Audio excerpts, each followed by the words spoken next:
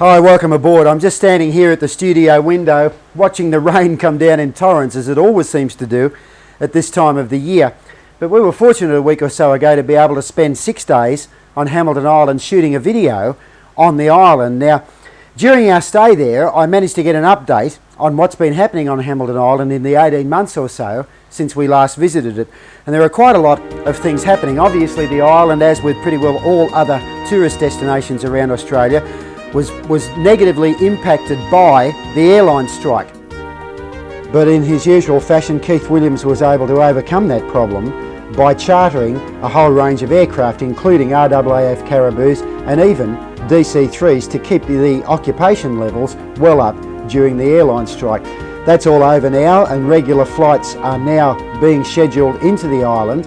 And of course, Hamilton Island is the only resort in the world to feature a privately owned jet port. Now, that jet port is capable of accepting domestic jets at the moment, but is shortly to be expanded and extended by around about 400 metres to accept international charter flights. And there's been a brand new terminal facility built at Hamilton Island Airport to accommodate those new flights.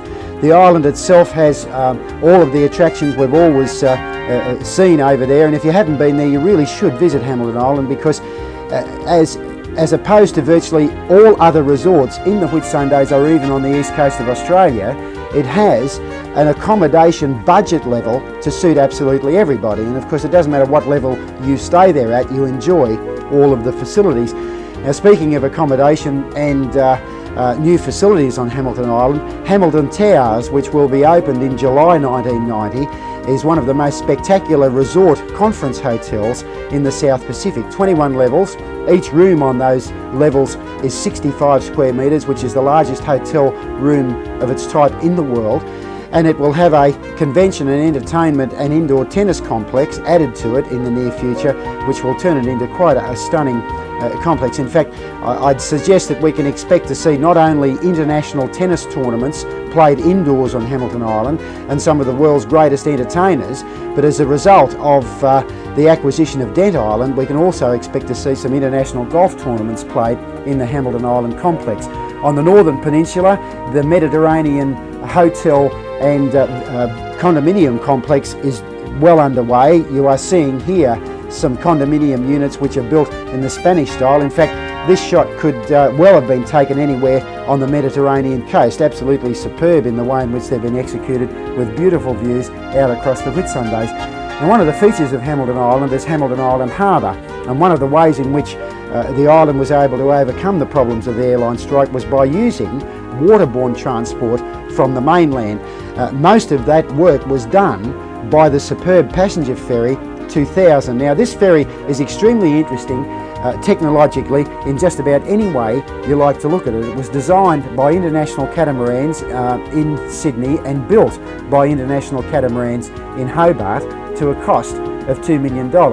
Its overall length is 31 metres, its beam is 11.5 metres, and it carries 230 passengers at 31 knots under the urge of two Detroit V16 turbocharged diesels of 980 horsepower each, and they developed that power and that speed at a very lazy 1800 revs per minute. By the way, this is Keith Williams's 70-foot aluminium runabout, which is called Awesome, and she truly is awesome. Now, 2000 was designed using a completely new hull principle, and that principle was based on the idea of distributing the buoyancy of the hull over an extremely long distance vertically. That's why she's called wave piercing. As you can see, she has two hulls which are semi-submerged. She's running in smooth water here, but in rough water, as the boat encounters a large wave or a swell, the outer hulls actually pierce that wave, and the inner hull, which has an extremely deep concave V, then comes in contact with the water, so that the boat experiences an extremely long-term effect on its overall buoyancy as compared to any type of conventional hull. And that means that she reacts much slower, and that in turn means that she rides far more smoothly than any other boat of her type effectively in the world. Now, the results of that are the fact that people can stand around the bar, as you see there, or sit in the seats in absolute comfort in conditions which would reduce the competitive boats to speeds of 8 or 10 knots at which they would still be uncomfortable. As opposed to that, 2000 is able to steam along at her 25 to 30 or 31 knots virtually regardless of the conditions and without exerting any undue negative effects on her passengers or on the boat itself. Now, she was designed and engineered for lightweight, and that has been achieved to the extent where 2000, which is larger than Quick Cat, which was her predecessor, weighs 56 tonnes and Quick Cat weighs 70 tonnes. So that gives you some idea of the way in which the advancements in one area of technology, once they're properly pursued, will move through and give enormous benefits all the way through that basic technology. And as a result of that, 2000 has been shown to the New South Wales government, and boats which are a massive 72 metres will be built to replace the hydrofoils on Sydney Harbour and will give enormous benefits not only in passenger comfort but also in economy